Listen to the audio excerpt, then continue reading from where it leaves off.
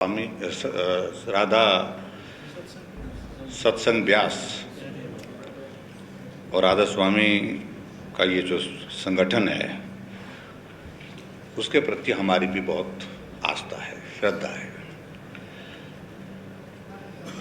और समाज में वो उनका एक बहुत बड़ा कंट्रीब्यूशन भी है।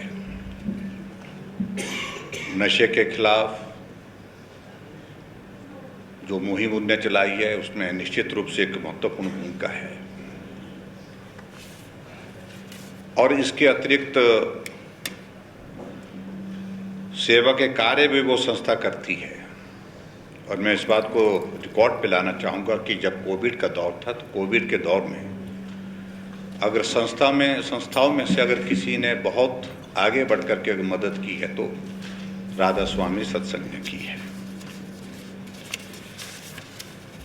और जहाँ तक अब इस सारे विषय को लेकर के उनको मदद करने का रास्ता निकालना, ये बात समझ में आती है, लेकिन प्रदेश हित सर्वोपरि है और नियम की परिधि में अगर हम इस सारी चीज को देखें, भाई रणधीर शर्मा जी ने ठीक ही कहा कि एक व्यक्ति के लिए, एक संस्था के लिए कानून ना देश में बना ना ही प्रदेश में। क्या ये कानून की नज़र में ये परमिसिबल है, ये भी एक सोचने का विषय है। और मैं इस बात से सहमत हूँ, उनका ये विषय जो पर्टिकुलरली जो जीएसटी से संबंधित जो उनका एक जो भुट्टा में एक हॉस्पिटल चलता है, ये मामला हमारी सरकार के समय भी हमारे ध्यान में लाया गया था और हमारे ही सरकार ने, हमसे पीछे जो सरकार थी, वीरभद्र सिंह जी मुख्यमंत्री थे, उनके ध्यान में भी लाया गया था। धूमल जी मुख्यमंत्री थे, उनके समय में भी इस बात के लिए रिलैक्सेशन के लिए उन्होंने मांगा था और स्वाभाविक रूप से इस बात को स्वीकार करने में मुझे कोई आपत्ति नहीं है कि जब हमारे मंत्रिमंडल के सामने हमारी सरकार के दौरान ये सारा विषय आया तो बहुत लगभग 2 घंटे 2.5 घंटा इस पर चर्चा हुई थी कि ये परमिसिबल है, मनुष्य सबकी मदद करने की थी, लेकिन उसके बावजूद मदद करने का रास्ता उसमें से नहीं निकल रहा है। अगर मदद करने का रास्ता निकलता है तो उसमें बहुत सारी ऐसी चीज़ें निकल रही हैं जिसके कारण उसका दुरुपयोग होने की संभावना है। आपके देवी देवताओं के नाम पर जमीन है जो वेस्ट हो गई पूरे 1972 के इसमें एक्ट के, इसके लैंड सीलिंग एक्ट के प्रोविजन के अंतर्गत राजाओं की जमीन वो वेस्ट हुई, हजारों बीघा जमीन वो वेस्ट हुई।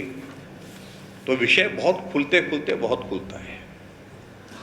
और बहुत सारी सोसाइटीज ऐसी हैं, बहुत सारे ट्रस्ट ऐसे हैं।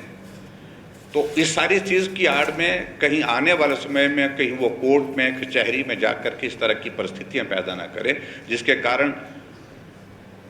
जो है वो इस सदन द्वारा जो एक्ट में जो अमेंडमेंट आप प्रपोज कर रहे हैं उस पर प्रश्न चिन्ह खड़ा हो जाए। इसलिए बहुत जिम्मेवारी के साथ मैं कह रहा हूँ,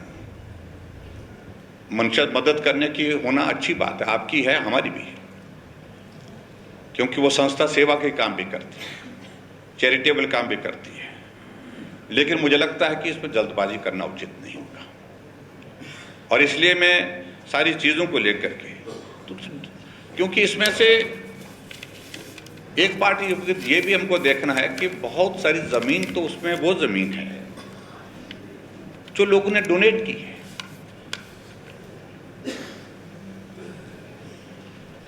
क्या जो लोगों ने डोनेट की हुई ज़मीन, उस ज़मीन के संदर्भ में हम इस एक्ट के माध्यम से इस परिधि में उसमें कोई वो ले सकते हैं? और इसलिए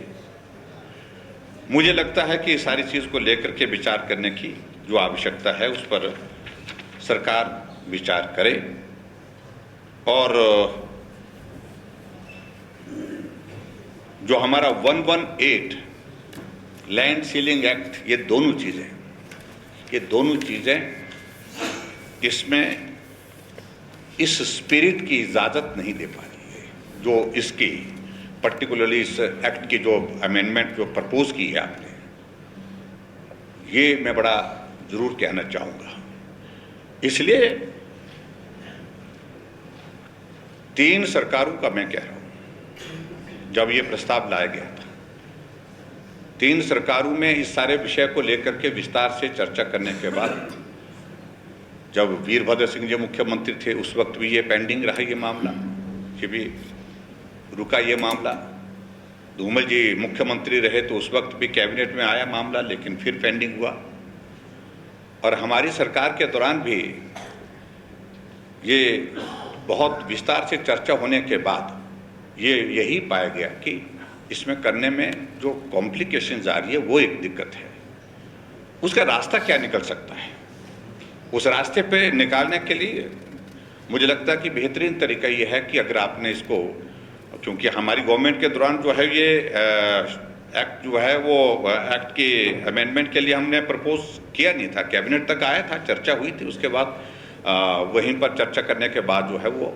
पेंडिंग हो गया था, विड्रॉ हो गया था। तो आपने इसको लेकर के आए हैं, अगर आप लेकर के आ ही गए हैं, हम इस मंशा के साथ कि मदद का रास्ता निकाला जाए, लेकिन जल्दबाजी इसमें ना की जाए और ये सिलेक्ट कमेटी को भेजा जाए, ये मेरा विनम्र निवेदन है।